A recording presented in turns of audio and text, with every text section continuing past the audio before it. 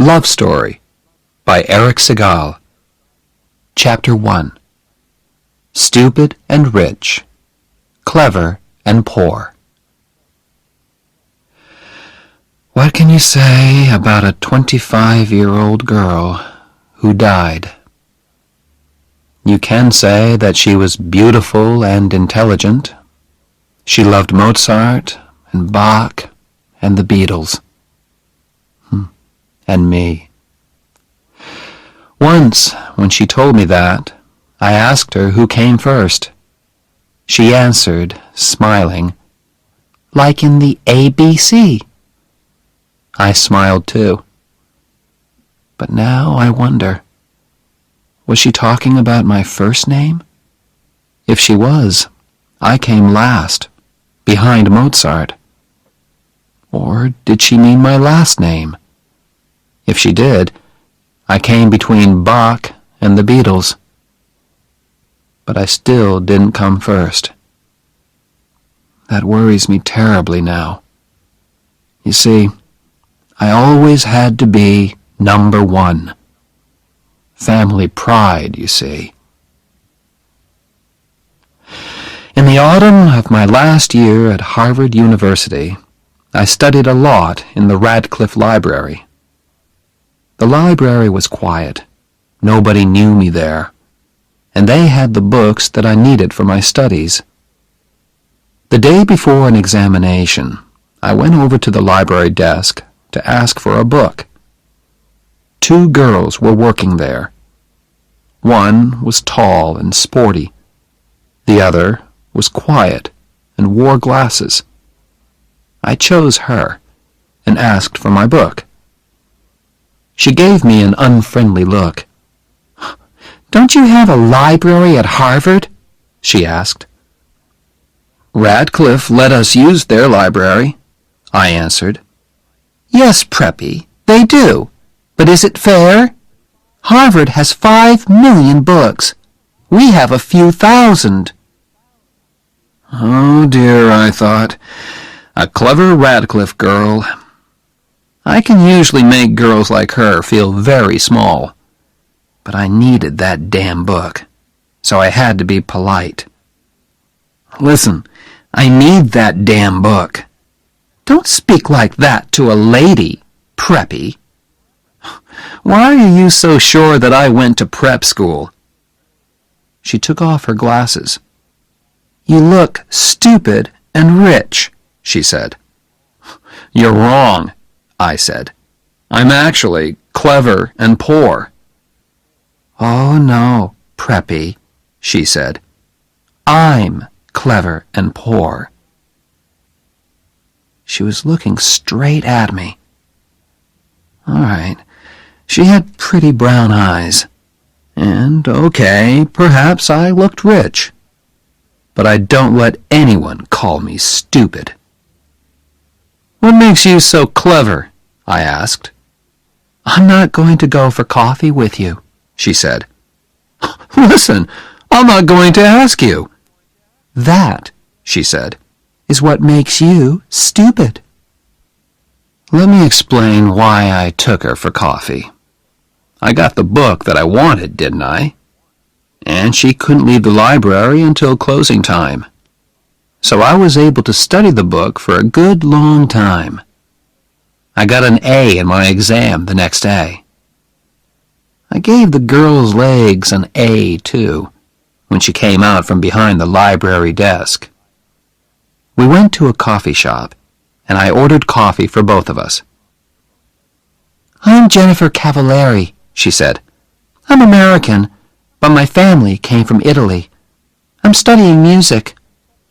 "My name is Oliver," I said. "Is that your first or your last name?" she asked. "First. My other name is Barrett." "Oh," she said. "Like Elizabeth Barrett, the writer?" "Yes," I said. "No relation." I was pleased that she hadn't said Barrett, like Barrett Hall. That Barrett is a relation of mine.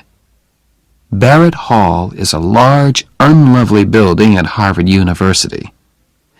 My great-grandfather gave it to Harvard long ago, and I am deeply ashamed of it." She was silent. She sat there, half smiling at me. I looked at her notebooks.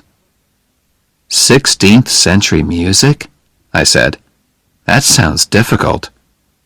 It's too difficult for you, Preppy, she said coldly. Why was I letting her talk to me like this? Didn't she read the university magazine? Didn't she know who I was? Hey, don't you know who I am? Yes, she answered. You're the man who owns Barrett Hall. She didn't know who I was. I don't own Barrett Hall, I argued. My great-grandfather gave it to Harvard, that's all. So that's why his not-so-great-grandson could get into Harvard so easily. I was angry now. Jenny, if I'm no good, why did you want me to invite you for coffee? She looked straight into my eyes and smiled.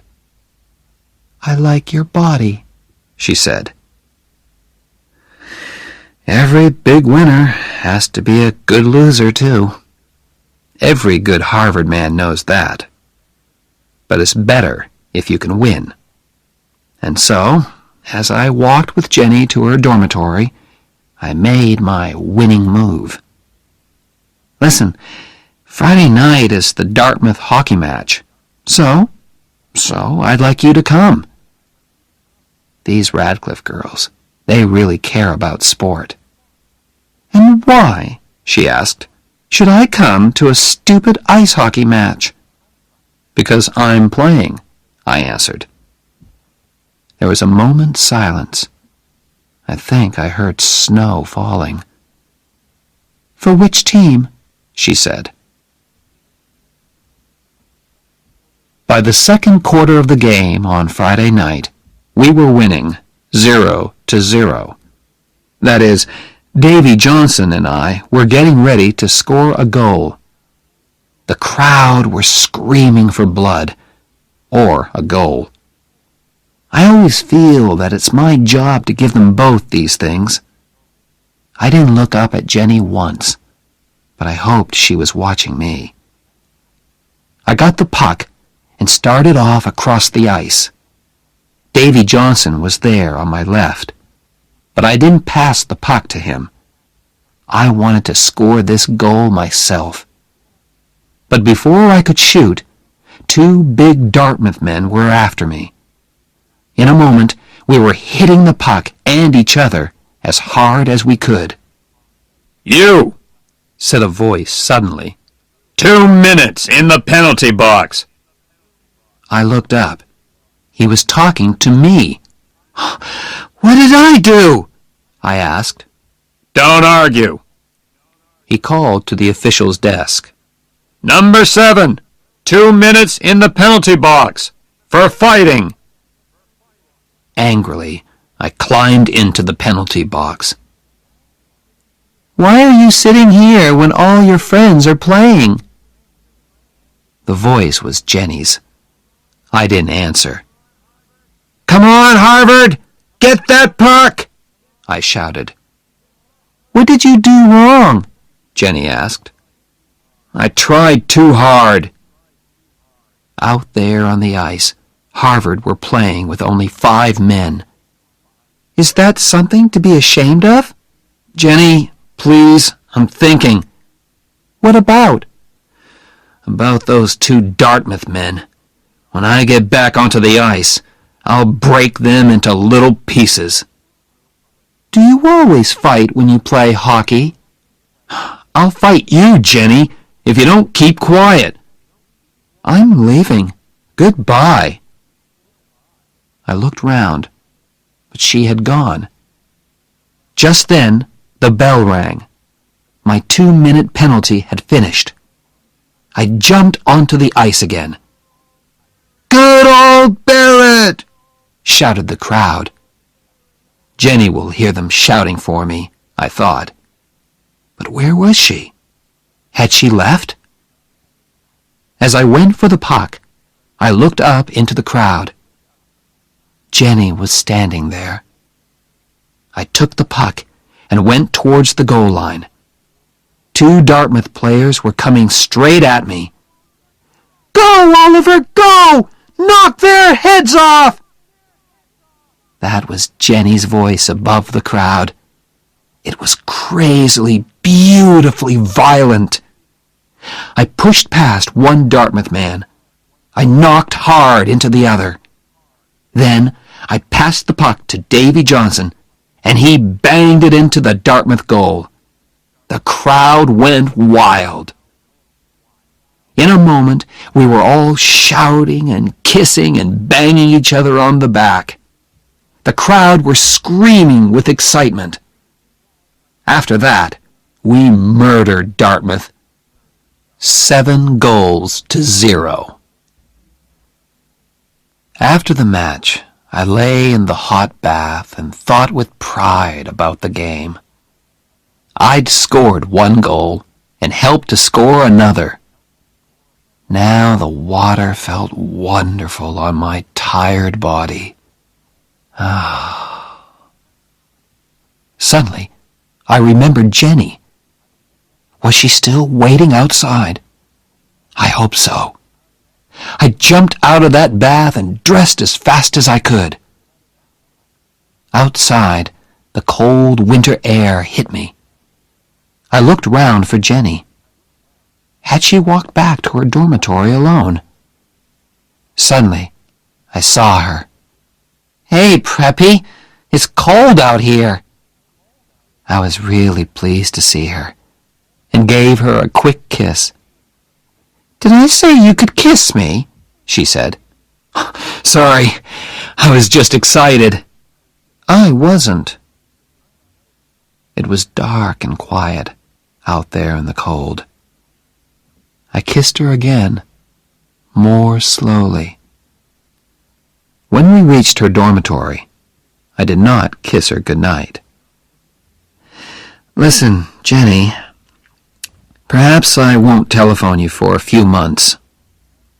She was silent for a moment. "Why?" she asked at last. "But perhaps I'll telephone you as soon as I get back to my dorm." I turned and began to walk away. "Damn Preppy!" I heard her say. I turned again. From 20 feet away, I scored another goal. You see, Jenny, that's the kind of thing you say. And when other people do it to you, you don't like it. I wished I could see the look on her face, but I couldn't look back. My pride wouldn't let me. When I returned to my dorm, Ray Stratton was there. He and I slept in the same room. Ray was playing cards with some of his football-playing friends. "Hello, Ollie," said Ray. "How many goals did you score?"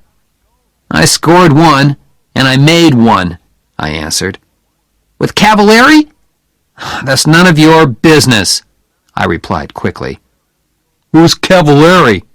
asked one of the footballers. "Jenny Cavalieri. Studies music. Plays the piano with the music group." "What does she play with Barrett?" Everyone laughed. "Get lost," I said, as I entered my room. There I took off my shoes, lay back on my bed, and telephoned Jenny's dormitory. "Hey, Jen," I said softly. "Yes?" "I think I'm in love with you." She was silent for a few moments. Then she answered very softly, "Oliver, you're crazy." I wasn't unhappy or surprised. Chapter 2. Blood and Stone. A few weeks later, I was hurt in the hockey match at Cornell University. My face was badly cut, and the officials gave me the penalty for starting the fight. 5 minutes. I sat quietly in the penalty box while the team manager cleaned the blood off my face. I was ashamed to look out onto the ice, but the shouts of the crowd told me everything. Cornell scored a goal. The score was 3-3 now. Damn, I thought. We're going to lose this match because of me. Across the ice, among the crowd, I saw him. My father. Old Stony Face. He was looking straight at me. If the meeting finishes in time, I'll come to Cornell and watch you play, he had told me on the phone. And there he was, Oliver Barrett III. What was he thinking about? Who could say? Why was he here? Family pride, perhaps. Look at me, I am a very busy, important man, but I have come all the way to Cornell just to watch my son play in a hockey match.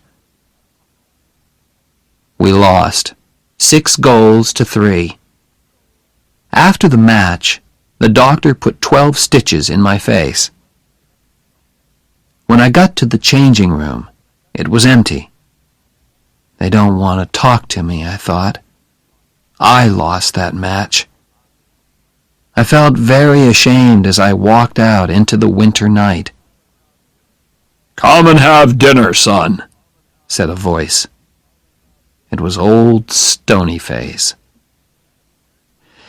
At dinner, we had one of our non-conversations. We spoke to each other, but didn't actually say anything. These non-conversations always started with, "How have you been, son?" and ended with, "Is there anything I can do for you?" "How have you been, son?" my father began. "Fine, sir."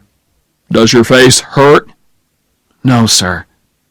It hurt terribly. Next, old Stony Face talked about playing the game. "All right, son. You lost the match." How clever of you to notice, Father. "But, after all, in sport, the important thing is the playing, not the winning." Wonderful, I thought. Father was chosen for the Olympic Games, and now he says winning is not important. I just looked down at my plate and said, "Yes, sir," at the right times. Our non-conversation continued. After playing the game, he discussed my plans. "Tell me, Oliver, has the law school accepted you yet?" "Not yet, sir." "Would you like me to telephone them?" "No," I said at once. "I want to get a letter like other people, sir. Please?" "Yes, of course. Fine. After all, they're sure to accept you." Why? I thought. Because I'm clever and successful? Or because I'm the son of Oliver Barrett III? The meal was as uninteresting as the conversation. At last, my father spoke again. "There's always the Peace Corps," he said suddenly. "I think the Peace Corps is a fine thing, don't you?" "Oh, yes, sir," I said politely. I knew nothing about the Peace Corps. "What do your friends at Harvard think about the Peace Corps?" he asked. "Do they feel that the Peace Corps is important in our world today?" "Yes, sir," I said politely, just to please him. After dinner, I walked with him to his car. "Is there anything I can do for you, son?" he asked. No, thank you, sir. Good night, sir. Our non-conversation was finished. He drove away. Yes, of course there are planes, but Oliver Barrett III chose to drive. My father likes to drive. Fast. And at that time of night, in an Aston Martin DBS, you can go very fast indeed. I went to telephone Jenny. That was the only good part of the evening. I told her about the fight. She enjoyed that. Her musical friends never got into fights. "I hope you hit the man who hit you," she said. "Oh, yes." "Good. I'm sorry I couldn't be there to watch you. Perhaps you'll hit somebody in the Yale match." I smiled. Jenny really made me feel better. Back at Harvard the next day, I called at her dorm. Jenny was talking to someone on the telephone in the hall. "Yes, of course." "Oh, yes, Phil. I love you too. Love and kisses. Goodbye." Who was she talking to? I had only been away 48 hours, and she had found a new boyfriend. Jenny did not seem ashamed. She kissed me lightly on the unhurt side of my face. "Hey, you look terrible." 12 stitches, Jen. "Does the other man look worse than you?" "Much worse. I always make the other man look worse." We walked to my MG sports car. "Who's Phil?" I asked, as carelessly as I could. "My father." I could not believe that. "You call your father Phil?" "That's his name. What do you call your father?" "Sir." He must be really proud of you. You're a big hockey star, and you're always successful in your exams." "You don't know anything, Jenny. He was good at exams and sport, too. He was in the Olympic Games." "My God! Did he win?" "No." Actually, old Stony Face was 6th, which makes me feel a little better. Jenny was silent for a moment. "Why do you hate him so much?" she asked at last. "I'm Oliver Barrett IV," I answered. "All Barretts have to be successful, and that means I have to be good at everything all the time. I hate it." "Oh, I'm sure you do," laughed Jenny. "You hate doing well in your exams. You hate being a hockey star." "But he expects it," I said. "If I'm successful, he isn't excited or surprised. He was a big success, and he expects me to be the same." I told her about our meal and our non-conversation after the Cornell match. But she didn't understand at all. "You say your father is a busy man," she said. "But he found time to go all the way to Cornell to watch you play. How can you say these terrible things about him when he drove all that way just to watch your hockey match? He loves you, Oliver. Can't you understand?" "Forget it, Jenny," I said. She was silent for a moment. "I'm pleased you have problems with your father," she said at last. "That means you aren't perfect." "Oh, you mean you are perfect?" "Of course not, Preppy. That's why I go out with you." Jenny loved to have the last word. Chapter 3. We Belong Together. I had not yet made love to Jenny. In the 3 weeks we had been together, we had held hands. Sometimes we had kissed, but that was all. Usually I moved much faster. Ask the other girls that I'd been out with. But Jenny was special. I felt different about her, and I didn't know what to say to her. "You're going to fail your exams, Oliver." We were studying in my room one Sunday afternoon. "Oliver, you'll fail your exams if you don't do some work." "I am working." "No, you aren't. You're looking at my legs." "Only once every chapter." "That book has very short chapters." "Listen, you aren't as good-looking as all that." "I know, but you think I am, don't you?" "Damn it, Jenny. How can I study when all the time I want to make love to you?" She closed her book softly and put it down. She put her arms around me. "Oliver, will you please make love to me?" It all happened at once. It was all so unhurried, soft and gentle. And I was gentle too. Was this the real Oliver Barrett IV? "Hey, Oliver, did I ever tell you that I love you?" said Jenny finally. "No, Jen." I kissed her neck. "I love you very much, Oliver." I love Ray Stratton, too. He's not very clever or a wonderful footballer, but he was a good friend to me. Where did he go to study when I was in our room with Jenny? Where did he sleep on those Saturdays when Jenny and I spent the night together? In the old days, I always told him all about my girlfriends, but I never told him about Jenny and me. "My God, Barrett, are you two sleeping together or not?" asked Ray. "Raymond, please don't ask." "You spend every minute of your free time with her. It isn't natural."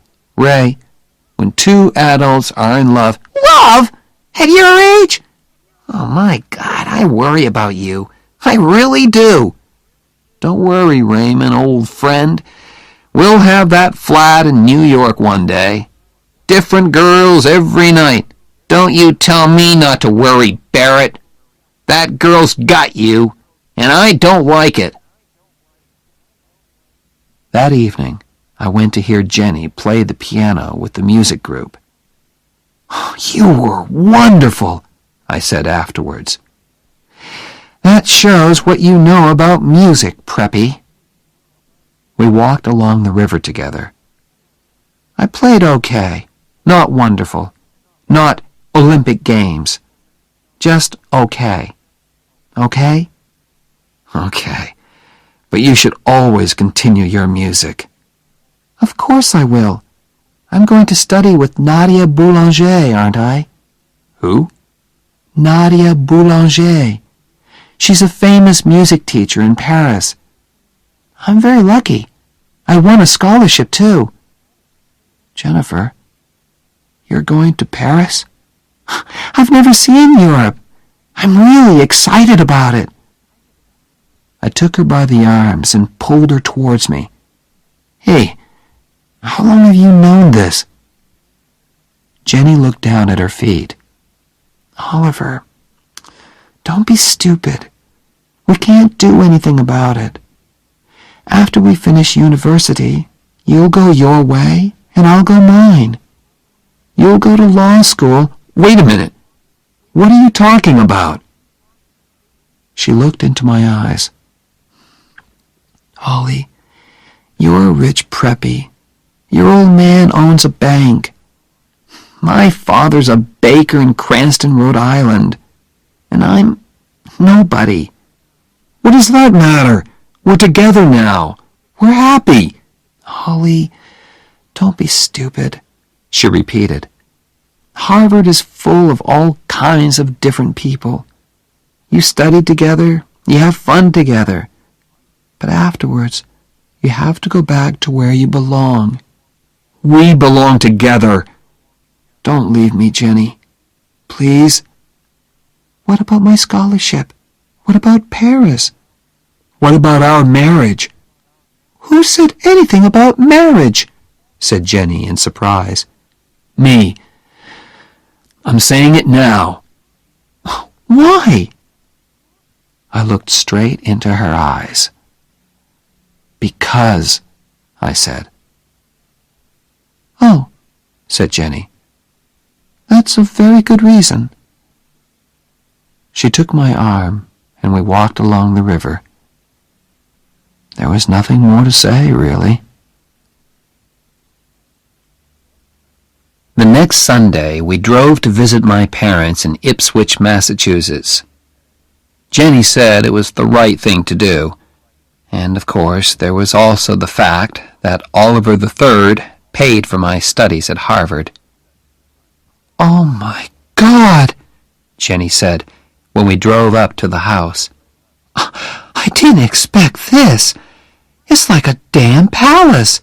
"Please, Jen, everything will be fine."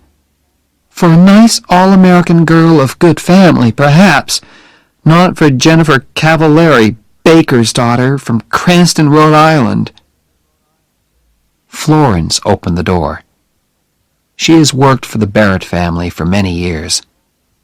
She told us that my parents were waiting in the library.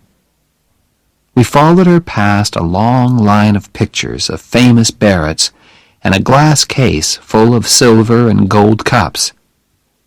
"They look just like real silver and gold," said Jenny. "They don't give cups like those at the Cranston Sports Club." "They are real silver and gold," I answered. "Oh, my God! Are they yours?" "No, my father's." "Do you have silver and gold cups too, Oliver?" "Yes." "In a glass case, like these?" "No, up in my room, under the bed." She gave me one of her good Jenny looks. "We'll go and look at them later, shall we?" Before I could answer, we heard a voice. "Ah, hello there." It was old Stonyface. "Oh, hello, sir. This is Jennifer." "Hello there." He shook her hand before I could say her full name. There was a smile on his usually rock-like face. "Do come in and meet Mrs. Barrett, my wife, Allison. This is Jennifer." "Cavallari," I said. For the first and only time, I got her damn name wrong. "Cavallari," said Jenny politely. Mother and Jenny shook hands. All through dinner, Mother kept the polite small talk going. "So, your people are from Cranston, Jennifer?" said my mother. Mostly. My mother came from Fall River." "Oh, the Barretts have factories at Fall River," said Oliver III. "Where they cheated their workers for centuries," said Oliver IV. "In the 19th century," said Oliver III. "What about the plans to put automatic machines in the factories?" said Oliver IV. "What about coffee?" my mother said quickly. We moved back into the library. We sat there with nothing to say to each other. So I started a new non-conversation. "Tell me, Jennifer," I said, "what do you think about the Peace Corps?" She looked at me in surprise. "Oh, have you told them, O.B.?" asked my mother. "It isn't the time for that, my dear," said Oliver Barrett III, with an ask me look on his face. What's this, Father?" I asked, just to please him. "Oh, nothing important, son." "I don't know how you can say that," said my mother. She turned to me. "Your father is going to be head of the Peace Corps." "Oh," I said. "Oh," said Jenny in a different, happier kind of voice. "Well done, Mr. Barrett." She gave me a hard look. "Yes. Well done, sir," I said at last. Chapter 4. Two Different Kinds of Father. "Jenny, he isn't going to be President of the USA after all." We were driving back to Harvard. "You still weren't very nice to him about it, Oliver." "I said well done." "Huh! Oliver, why are you so unkind to your father? You hurt him all the time." It's impossible to hurt Oliver Barrett III. "No, it isn't. If you marry Jennifer Cavallari..." "Oliver, I know you love me, but in a strange way you want me because I'm not a suitable woman for a Barrett to marry. You are rebelling against your father." My father said the same thing a few days later when we had lunch together at the Harvard Club in Boston. "Son, you're in too much of a hurry. The young lady herself is fine. The problem is you. You are rebelling, and you know it." "Father, what worries you most about her? That she's Italian, or that she's poor?" "What do you like most about her?" "I'm leaving." "Stay and talk like a man." I stayed. Old Stonyface liked that. "He's won again," I thought angrily. "Wait a while, son," Oliver Barrett III continued. "That's all I ask. Finish law school." "Why do I have to wait?" I was rebelling now. "Oliver, you are still under 21. In the eyes of the law, you are not yet an adult." "Stop talking like a lawyer, damn it!" "If you marry her now, you will get nothing from me." "Father, you've got nothing that I want." I walked out of his club and out of his life. After that, I was not looking forward to meeting Jenny's father. She was his only child, and her mother was dead. She meant a lot to him. I could see a lot of problems there. And I was penniless. How is Mr. Cavallari going to feel, I thought, when he hears that young Barrett can't support his daughter? Worse, she will have to work as a teacher to support him while he is at law school. As we drove down to Cranston on that Sunday in May, I worried a lot about Mr. Cavallari's feelings. "Tell me again, Jen." "Okay." I telephoned him and he said okay. "But what does he mean by okay?" "Are you trying to tell me that Harvard Law School has accepted a man who doesn't know the meaning of okay?" "It isn't a word that lawyers use much, Jen. Just tell me again, please." "He knows you're poor and he doesn't mind. Stop worrying, Oliver." Jenny lived on Hamilton Street.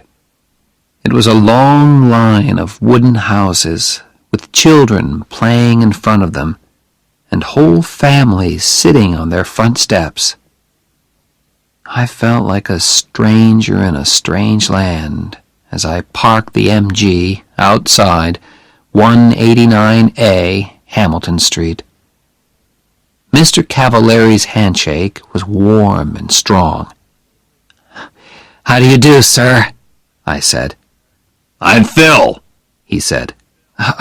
"Phil, sir." It was a frightening moment. Then Mr. Cavallari turned to his daughter.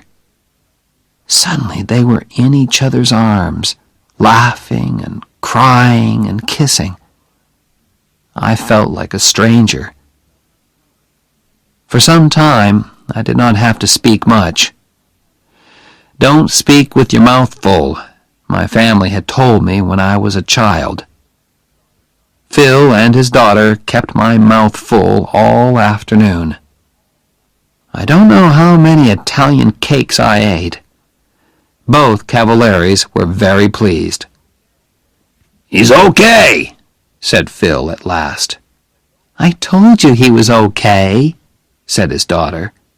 "Well, I had to see for myself. Now I've seen him. Oliver?" "Yes, sir?" "Call me Phil. You're okay." Later, Phil tried to have a serious talk with me. He thought he could bring Oliver Barrett III and Oliver Barrett IV together again. "Let me speak to him on the telephone," he said. "A father's love is a very special thing." "There isn't much of it in my family," I said. "Your father will soon realize," he began, "when it's time to go to the church." "Phil," said Jenny gently, "we don't want to be married in church." He looked surprised, then unhappy. But he spoke bravely. "It's your wedding, children. You choose. It's okay by me." My next meeting was with the head of Harvard Law School. "I'll need a scholarship for next year, sir," I said politely. "A scholarship? I don't understand. Your father—" "My father has nothing to do with it, sir. We've had a disagreement, and he isn't supporting me anymore." The head took off his glasses, then put them on again. I continued. "That's why I've come here to see you, sir. I'm getting married next month. We're both going to work during the summer. Then Jenny will support us by teaching. But her teaching won't pay enough to send me to law school. Sir, I need a scholarship. I have no money in the bank." "Mr. Barrett, our scholarships are for poor people, and it's too late to ask for one. I do not wish to enter into a family disagreement, but I think you should go and talk to your father again." "No," I said angrily. "I am not, repeat, not going back to my father to ask for money." When Jenny graduated from university that summer, all her relations came from Cranston to watch. We didn't tell them about our marriage plans because we wanted a quiet wedding and didn't want to hurt their feelings. I graduated from Harvard the next day. Was Oliver III there in the university hall? I don't know. I didn't look for old Stonyface in the crowd. I gave my parents' tickets to Jenny and Phil. But as an old Harvard man, my father could sit with the class of '26. But why should he want to? I mean, weren't the banks open that day? The wedding was on the next Sunday. It was very quiet and very beautiful. Phil was there, of course, and my friend Ray Stratton. Jenny and I spoke about our love for each other and promised to stay together until death. Ray gave me the ring, and soon Oliver Barrett IV and Jennifer Cavalieri were man and wife. We had a small party afterwards, just the four of us. Then Ray and Phil went home, and Jenny and I were alone together. "Jenny, we're really married." "Yes. Now I can be as terrible to you as I like." Chapter 5. The First 3 Years. For 3 years, we had to make every dollar do the work of 2. All through the summer holidays, we worked at the boat club in Dennisport. It was hard work, but we were never too tired to be kind to each other. I say kind because there are no words to describe our love and happiness together. After the summer, we found a cheap flat near the university. It was on the top floor of an old house and was actually very expensive. But what could we do? There weren't many flats around. "Hey, Preppy," said Jenny when we arrived there. "Are you my husband, or aren't you?" "Of course I'm your husband." "Show me, then." My God, I thought. In the street? "Carry me into our first home." I carried her up the 5 steps to the front door. "Why did you stop?" she asked. "This isn't our home." "Upstairs, Preppy." There were 24 stairs up to our flat, and I had to stop halfway. "Why are you so heavy?" I asked her. "Perhaps I'm expecting a baby." "My God, are you?" "Ha! I frightened you then, didn't I?" "Well, yes, just for a second or two."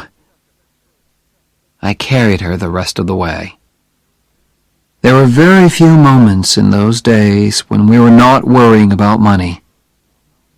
Very few, and very wonderful. And that moment was one of them.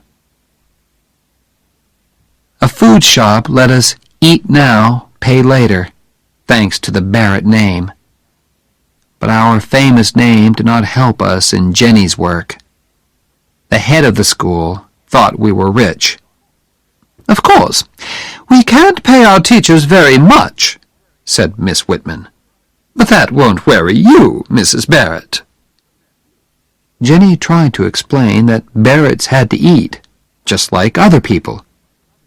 Miss Whitman just laughed politely. "Don't worry," Jenny said to me. "We'll manage. Just learn to like spaghetti." I did. I learned to like spaghetti, and Jenny learned lots of different ways of cooking it.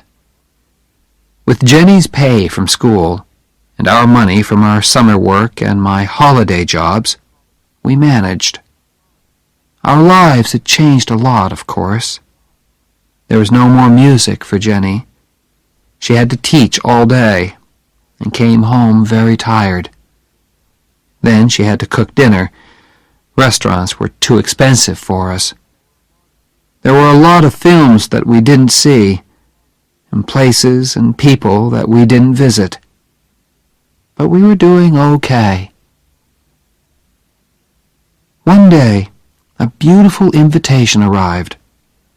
It was for my father's 60th birthday party. "Well?" said Jenny. I was in the middle of a thick law book and did not hear her at first.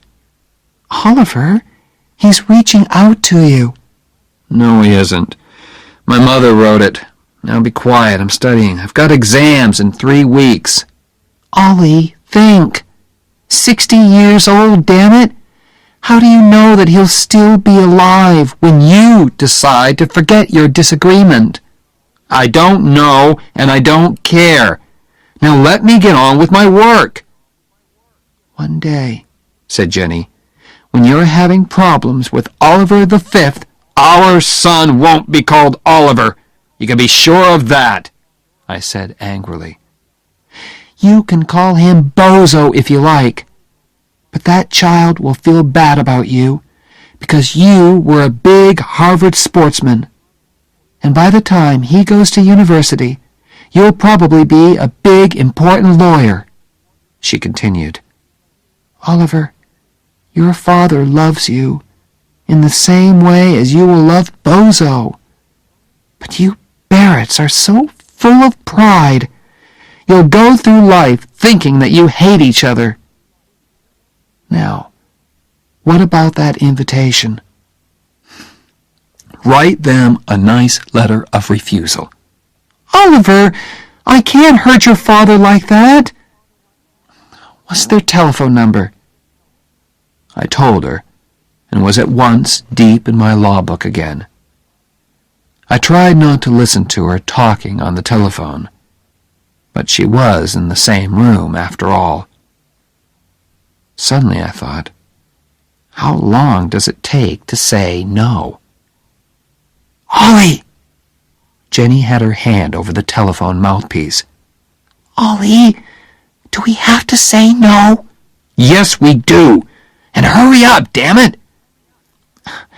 I'm terribly sorry, she said into the telephone. She covered the mouthpiece again and turned to me. He's very unhappy, Oliver. Can you just sit there and let your father bleed? Stones don't bleed, Jen. This isn't one of your warm, loving Italian fathers. Oliver, can't you just speak to him? Speak to him? Are you crazy? She held the telephone towards me. She was trying not to cry. I will never speak to him. Ever, I said. Now she was crying, very quietly. Then she asked me once more. For me, Oliver, I've never asked you for anything. Please. I couldn't do it. Didn't Jenny understand? It was just impossible. Unhappily, I shook my head. Then Jenny spoke to me, quietly and very angrily. You have no heart, she said. She spoke into the telephone again. Mr. Barrett, Oliver wants you to know. She was crying, so it wasn't easy for her. Oliver loves you very much, she said, and put the telephone down quickly. I don't know why I did it. Perhaps I went crazy for a moment.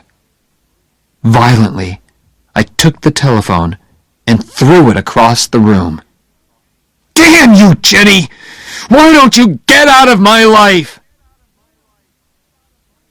I stood still for a second. My God, I thought. What's happening to me? I turned to look at Jenny, but she had gone. I looked round the flat for her. Her coat was still there, but she had disappeared. I ran out of the house and searched everywhere for her. The law school library, Radcliffe, the music school. Was she in one of the music rooms? I heard somebody playing the piano, loudly and very badly. Was it Jenny? I pushed the door open. A big Radcliffe girl was at the piano. What's the matter? She asked. Nothing, I answered, and closed the door again. Where had she gone? I felt terrible. I searched the university, the streets, and the cafes. Nothing. Had she taken a bus to Cranston, perhaps? At midnight, I found a telephone box and called Phil. Hello, he said sleepily. What's the matter? Is Jenny ill? My God, I thought. She isn't there. She's fine, Phil. I just called to say hello. You should call more often, damn it, he said. Is Cranston so far away that you can't come down on a Sunday afternoon? We'll come. Some Sunday, Phil. I promise. Don't give me that. Some Sunday indeed. This Sunday, Oliver. Yes, sir. This Sunday. And next time you telephone, I'll pay, damn it. Okay? He put down the telephone. I stood there and wondered what to do. At last, I went back to the flat. Jenny was sitting on the top step. I was too tired to cry, too glad to speak. I forgot my key, said Jenny. I stood there on the bottom step, I was afraid to ask how long she had been there. I only knew that I had hurt her terribly. "Jenny, I'm sorry." "Stop," she said. Then she added, "Love means you never have to say you're sorry." We walked up to our flat. As we undressed, she looked lovingly at me. "I meant what I said, Oliver."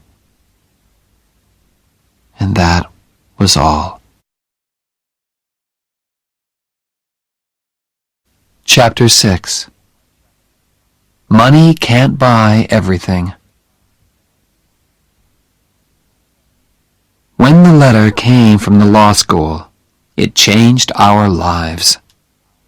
I came third in the final examinations, and suddenly everyone wanted to offer me jobs. It was a wonderful time. Think of it, an all-American boy with a famous name, third in his examinations, and a Harvard hockey player, too. Crowds of people were fighting to get my name and number on their company writing paper. At last, I accepted a job with Jonas and Marsh in New York. I was the highest paid graduate of my year, too. After 3 years of spaghetti and looking twice at every dollar, it felt wonderful. We moved to a beautiful flat in New York. Jonas and Marsh's office was an easy 10-minute walk away. And there were lots of fashionable shops nearby, too. I told my wife to get in there and start spending immediately. "Why, Oliver?" "Woman, you supported me for 3 years. Now it's my turn." I joined the Harvard Club of New York. Ray Stratton was working in New York, too, and we played tennis together 3 times a week. My old Harvard friends discovered me once more, and invitations arrived. "Say no, Oliver. I don't want to spend my free time with a lot of empty-headed preppies." "Okay, Jen, but what shall I tell them?" "Tell them I'm expecting a baby." "Are you?" She smiled. "No, but if we stay at home tonight, perhaps I will." We already had a name for our child. "You know," I said one evening, "I really like the name Bozo." "You honestly want to call our child Bozo?" "Yes. It's the name of a big sports star. He'll be wonderfully big and strong," I continued. "Bozo Barrett, Harvard's biggest football star." We had a name for our child, and we wanted him very much. But it's not always easy to make a baby, although we tried very hard. Finally, I became worried, and we went together to see a doctor. Dr. Shepard checked everything carefully. He took some of our blood and sent it away for examination. "We'll know soon," he said. A few days later, he telephoned me at my office and asked me to visit him on my way home that evening. "Well, doctor," I said, "which of us has the problem?" "It's Jenny," he said. "She will never have children." I was ready for this news, but it still shook me. "Well," I said, "children aren't everything."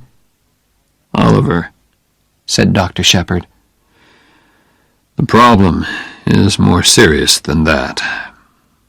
Jenny is very ill. She has a blood disease.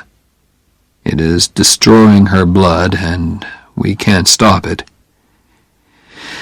She is dying, Oliver. I am very sorry." "That's impossible, Doctor," I said. I waited for the doctor to tell me that it was not true.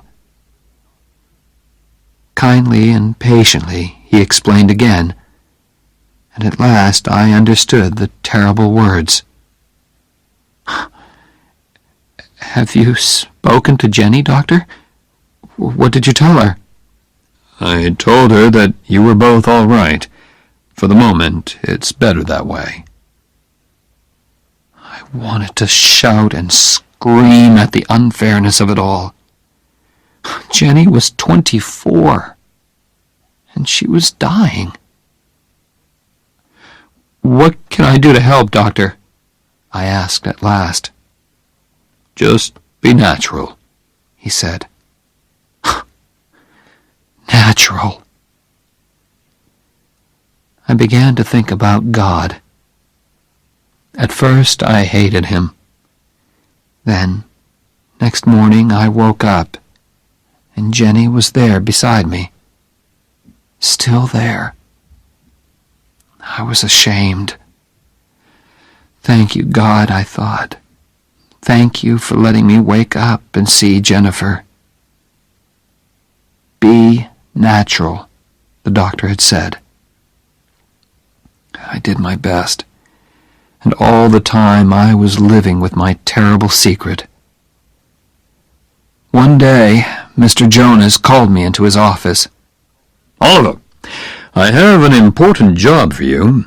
How soon can you go to Chicago? You can take one of the younger men with you."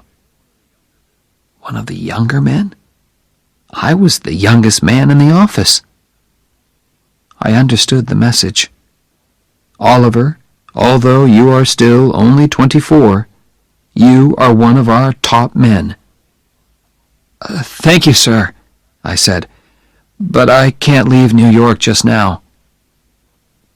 I had decided not to tell anyone about my troubles. I wanted to keep my secret as long as possible.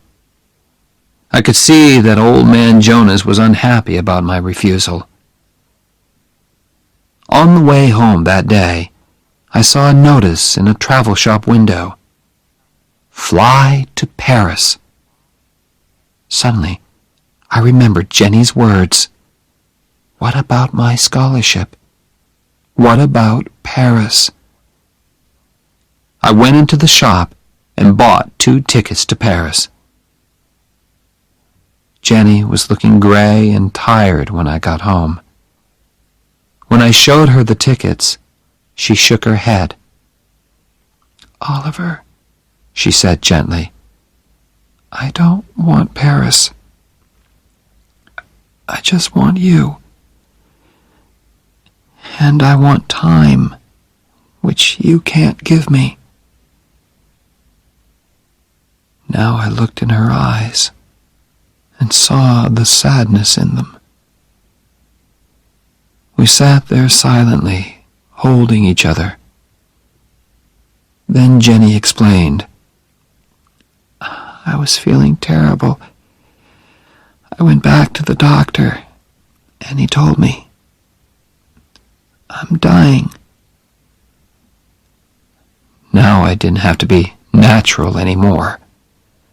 We had no more secrets from each other. Now we could discuss things that young husbands and wives don't usually have to discuss. "You must be strong, Oliver," she said. "For Phil, it's going to be hard for him.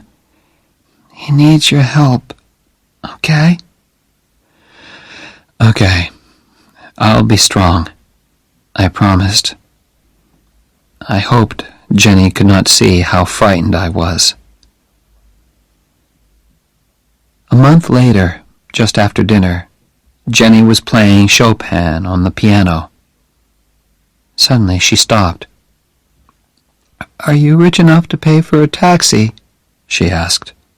"Of course. Where do you want to go?" "To the hospital."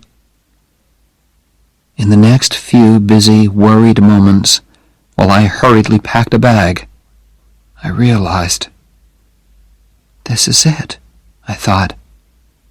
Jenny is going to walk out of this flat and never come back. I wondered what she was thinking. She sat there, looking straight in front of her. "Hey," I said, "is there anything special that you want to take with you?" "No," she said. Then she thought again. "Yes, you." The taxi driver thought Jenny was expecting a baby. "Is this your first?" he asked. I was holding Jenny in my arms, and I felt ready to explode. "Please, Holly," Jenny said to me softly. "He's trying to be nice to us." "Yes," I told the driver.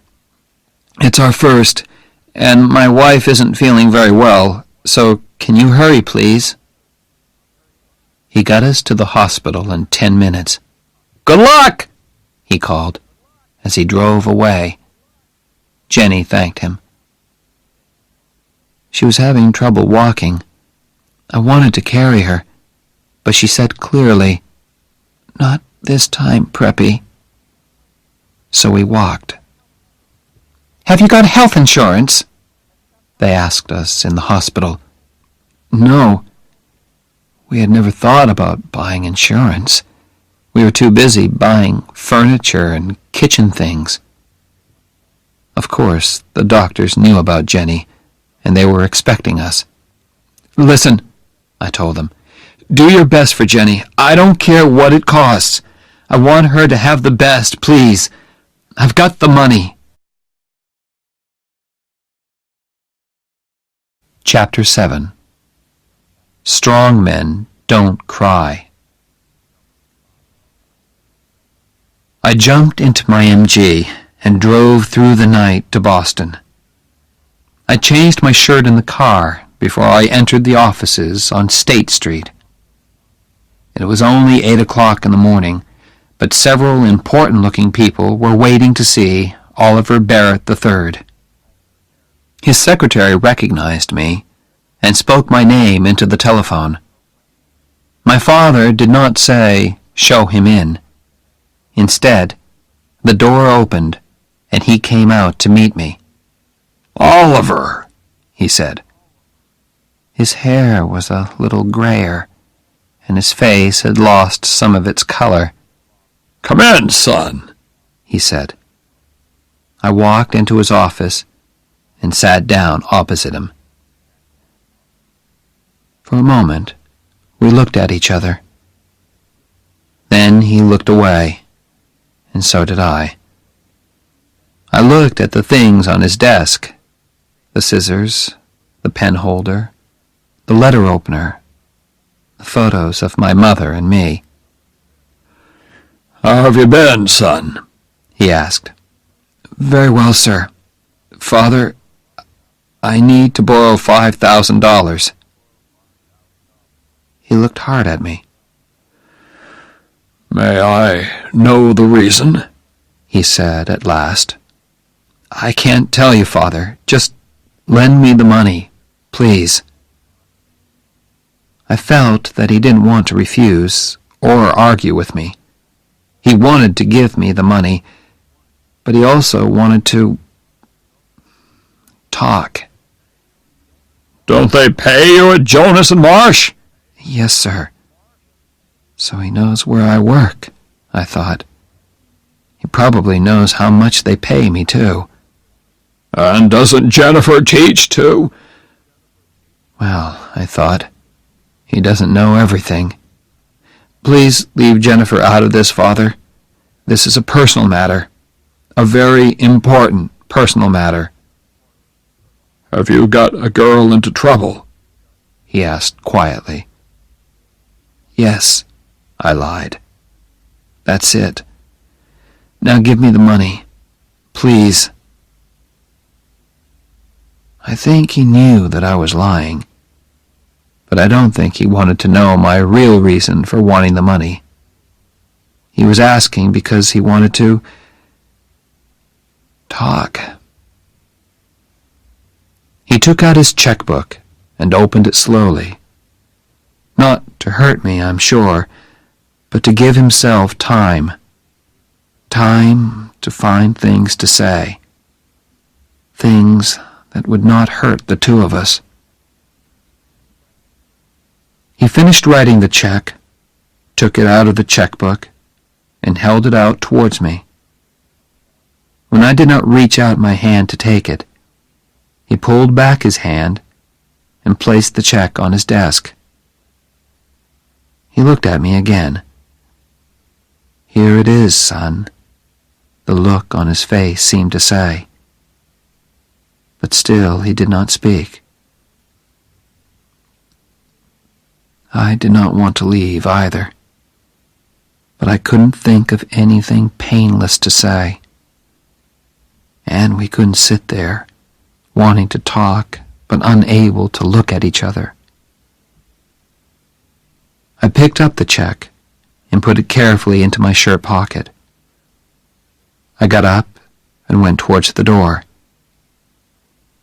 I wanted to thank my father for seeing me when several important people were waiting outside his office. If I want, I thought, he will send his visitors away, just to be with me. I wanted to thank him for that, but the words refused to come. I stood there with the door half open, and at last I managed to look at him and say, "Thank you, Father." Then I had to tell Phil Cavallari. He did not cry or say anything. He quietly closed his house in Cranston and came to live in our flat. We all have ways of living with our troubles. Some people drink too much. Phil cleaned the flat again and again. Perhaps he thought Jenny would come home again. Poor Phil. Next, I telephoned Old Man Jonas. I told him why I could not come into the office. I kept the conversation short because I knew he was unhappy. He wanted to say things to me, but could not find the words. I knew all about that. Phil and I lived for hospital visiting hours. The rest of life, eating and sleeping, or not sleeping, meant nothing to us. One day in the flat, I heard Phil saying, very quietly, "I can't take this much longer." I did not answer him. I just thought to myself, I can take it. Dear God, I can take it as long as you want, because Jenny is Jenny. That evening, she sent me out of her room. She wanted to speak to her father, man to man. "But don't go too far away," she added. I went to sit outside. Then Phil appeared. "She wants to see you now," he said. "Close the door," Jenny ordered. I went to sit by her bed. I always liked to sit beside her and look at her face, because it had her eyes shining in it. "It doesn't hurt, Ollie, really," she said. "It's like falling off a high building very slowly, you know?" Something moved deep inside me. "I am not going to cry," I said to myself. "I'm strong, okay? And strong men don't cry. But if I'm not going to cry, then I can't open my mouth." I said. "No, you don't know, Preppy," she said. "You've never fallen off a high building in your life." Yes, I have. My voice came back. I did when I met you. She smiled. Who cares about Paris? She said suddenly. Paris, music, all that. You think you stole it from me, don't you? I can see it in your face. Well, I don't care, you stupid preppy. Can't you accept that? No, I answered honestly. Then get out of here, she said angrily. I don't want you on my damn deathbed. Okay, I accept it, I said. That's better. Now, will you do something for me? From somewhere inside me came this sudden, violent need to cry. But I was strong. I was not going to cry. I said again. Will you please hold me, Oliver? I put my hand on her arm. Oh, God. She was so thin. And held it. No, Oliver, she said. Really hold me. Put your arms round me. Very, very carefully, I got onto the bed and put my arms round her. Thanks, Ollie. Those were her last words. Phil Cavallari was waiting outside. Phil, I said softly. He looked up, and I think he already knew.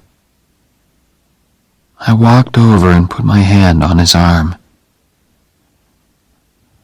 I won't cry, he said quietly.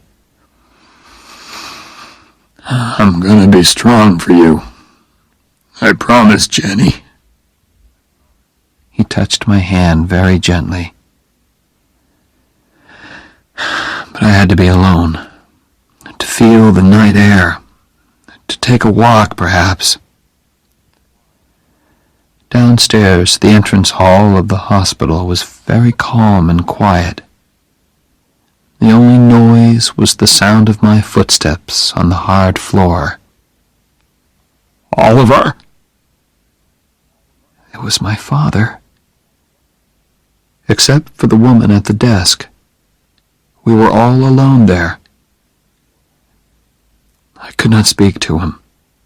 I went straight towards the door.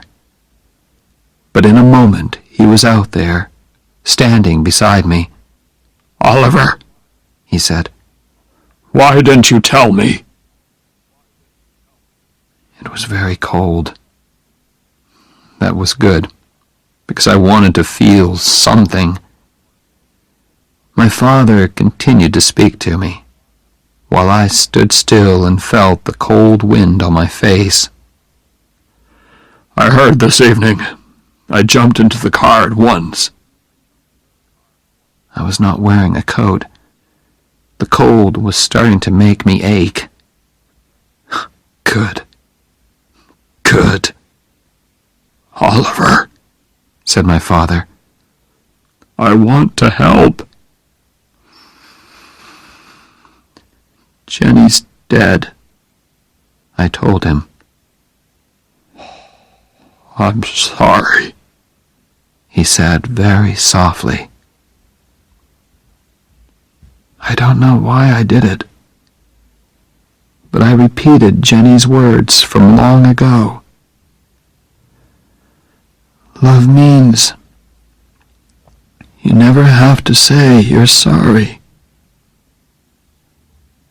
Then I did something which I had never done in front of him before. My father put his arms round me